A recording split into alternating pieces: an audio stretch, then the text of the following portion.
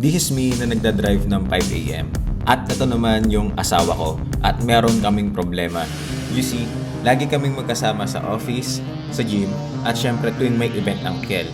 At ito na nga yung isa sa dalawang problema. Una, malapit na mag-Valentine's Day, Feb 14. At pangalawa, meron kaming event ng Feb 14 sa isang cafe kung saan maaga kami magpe-prepare.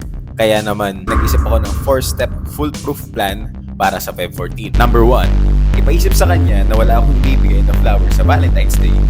Number 2, gumising ng 5 AM. Number 3, pumunta ng Tagaytay para sa fresh flowers, which is 1 hour and 30 minutes away sa amin. Number 4, ibigay sa kanya ang bulaklak pagkatapos ng event, hence the surprise. At ito na nga yung step 1. Ipapaisip ko sa kanya ngayong araw na wala akong ibibigay na bulaklak sa kanya sa Valentine's Day. At saktong-sakto nga nandito kami sa gym ngayon, siguro nasa isip niya ng mga moment na to. Basta lang ako nag-video para sa Instagram Reel or pang TikTok siguro. Malayo naman yan. At habang nandito nga ako sa bike, iniisip ko na rin kung paano ako magigising ng 5 AM dahil panigurado pagkatapos namin mag-gym, pagod na pagod ako. Kakatapos ko lang mag-workout ngayon. Wala pa rin idea sa plano ko. Sa Feb 14, nagigising ako ng 5 AM. Tignan natin. At pagkatapos nga namin mag-workout ay dumiretso kami sa Starbucks para bumili ng favorite na post-workout meal niya. At para namang hindi pa rin siya nakakahalata dahil hindi naman niya siguro narinig kanina yung pag-record ko sa CR. Hindi pa ako tapos mag-inerte, kinakat mo na. ASMR.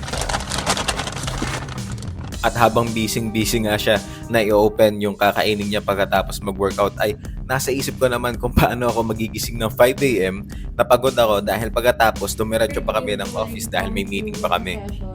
So, yung isang table doon, ipapareserve ko kay... Kaya naman pagkatapos ng meeting ay naghanap na ako kaagad ng pwede kong mabilhan ng bulaklak sa Tagaytay. Kaso nga lang medyo nakakahalata ata siya dahil nananahimik ako sa isang sulok. Kaya naman sinubukan na tong fries na to para kunyari busy lang ako panonood sa YouTube. Ito na nga yung kinagabihan ng Feb 13 at para naman hindi pa rin siya nakakahalata at nakakaramdam na meron akong plano para sa Feb 14 dahil siguro nasa isip niya magiging busy kami buong araw ng event na yon at hindi ako makakaisip ng paraan or tiyempo para makabili ng kahit ano. At ito na yung kinakatakot ko. Pero kabaliktaran yung nangyari. Mas maaga ako nagising. 4:40 pa lang, nagising na ako. Payapa na ako naglalakad pero bigla akong napahinto. Dahil hindi ko alam kung may narinig ba ako o dahil lang sa puyat to. Aso ba yung narinig ko? Pusa ba? O hayop ba talaga? Yan yung mga tumakbo sa isip ko nung napahinto ako. Pero imbis na isipin ko pa ng mas matagal ay nagdiretso na ako sa sasakyan para dumiretso sa Tagaytay. Akala ko nga doon ako sa step 2 mahihirapan pero hindi pala. Mas mahirap pala mag-drive na madaling araw dahil mag-isa ka sa kalsada at mag-isa ka rin sa sasakyan.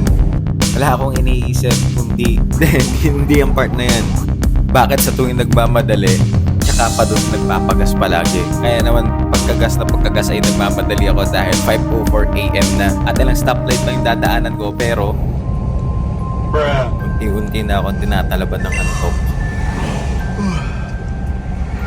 Ganun pala itsura ko kapag humihikab. Pero kahit na antok ako sa pagmamaneho, hindi ako pwedeng antokin dahil para to sa surprise ng asawa ko.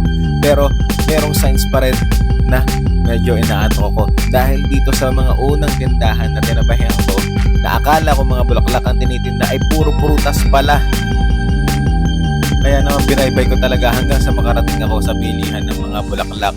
Pero Hindi lang ako lang bibili ng pambigay ng Valentine's.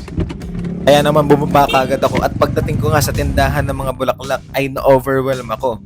Dahil sa tingin ko ay pare-pareho sila. Pero nung nilapitan ko yung mga tinda nila ay hindi pa pala dahil may ginagawa pa si kuya doon, no?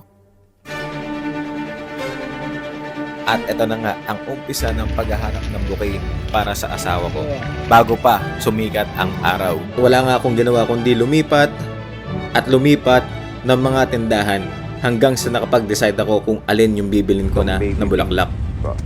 Sige ate, kunin ko na yun. Ito na yung bibili.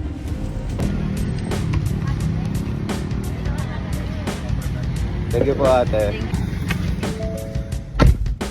Pauwi na ako ulit sa hindi pa gising sila. Yan.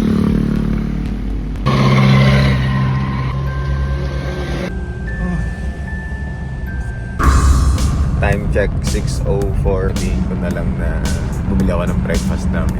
At syempre, saan pa ba ako bibili ng breakfast kundi sa... Hello, good morning. Sa point na to, tapos ko na yung step 3. It's a matter kung anong oras na lang ako makakauwi. At nakadalawang hikab nga ako dito sa point na to. Pero bigla akong nagising nung nakita ko to. Daliri na lang yung layo nung likod ng sasakyan, pero ang nasa isip ko na lang ay makauwi. Pero nalungkot ako nung narinig ko to. Pero ilang part na lang po sila, sir. Ito ang dahilan bakit ako nalungkot. Sobrang antok na ako at sobrang puyat para mag-drive.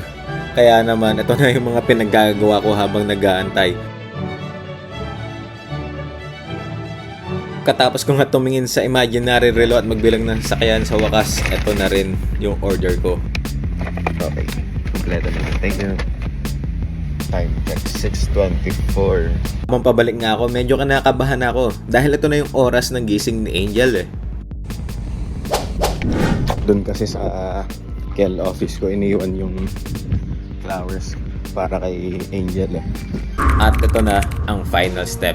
Ibigay ang flowers after ng event. At sa mga oras na to, so far so good pa yung plano ko dahil hindi pa siya nakakahalata na umalis ako kaninang 4 o'clock AM at ang kailangan ko na lang gawin ay mag-act na parang wala akong ginawa kaninang madaling araw at pigilan na lang yung sarili ko na i-spoil yung surprise bago matapos yung event ng KL ngayong February 14. Nasa tingin ko naman ay magiging sobrang dali dahil gagawin ko lahat ng makakaya ko na hindi niya mahalata. Hindi ka naka-blue eyes ngayon. Siyempre, kailangan natin dosente to be... Lumipas ang ilang oras na wala pa rin talaga siyang nahalata tungkol sa ginawa ko kaninang madaling araw dahil ginalingan ko yung pakikisama ko eh. Talagang humarap ako ng ayos at hindi ko pinaramdam sa kanya na meron akong inihandang sorpresa para sa kanya after ng event na to. Ang buong akala lang niya yung mga tinitake ko na video na to ay para lang sa sarili kong content at ang hindi niya alam ay para sa surprise ko to para sa kanya ngayong Valentine's Day. Dahil nga gumising ako ng 4 o'clock para dito sa moment na to. Literal na kinakabahan pa nga ako ng mga moment na to dahil sobrang dami tumatakbo sa isip ko na kung masusurprise ba siya dito sa inihanda ko ng mga bulaklak o matutuwa ba siya hanggang sa Wow, naman. Wala kang tampo. Muntik na ako magtampo. Joke lang. yan yung dahilan ba't ako maagang gumising. Nagagalit pa ako. Sa wakas nga, natapos na rin yung step 4. Pero nung inabot ko sa kanya tong mga bulaklak, ay medyo may naramdaman ako nakakaiba. Although mukha siyang masaya sa picture na to, tinanong ko siya kung success ba. At ito yung naging sagot niya. Hindi. Bakit? Kasi kanina, Nakita mo na ano. nag-airdrop ako ng mga video. Tapos sabi ko, ano kaya itong video na ito? So, pinunod ko. Tapos sabi ko, wala ko nga rin, hindi ko nakikita. Sabi na eh. Kaya hinahanap niyan kanina yung bulaklak sa ano sa taas. Oh, hindi ko Ay, hindi ba? Tinuro ko sa dilim. Ako lang, ikaw naman. Alam ka namang nakita ka na nga sa video, hahanapin ko, pwede para akong tangan. Ilang araw kong pinagplanuhan yan. Ano? Wala rin na surprise. Ilang araw ko pang pinag-isipan yan. Oh. Ba't ko kasi binideo agad? At kahit nga hindi tayo naging successful na ma-surprise tong si Angel, ay masaya pa rin ako na napasaya ko siya ngayong Valentine's Day at nag-effort ako na gumising ng 4 AM at mag-drive papuntang Tagaytay at maghanap sa kung ano-anong flower shop ng kung anumang bulaklak at kahit na inaantok ako habang nagmamaneho pa uwi ay I managed to make my wife happy this Valentine's Day.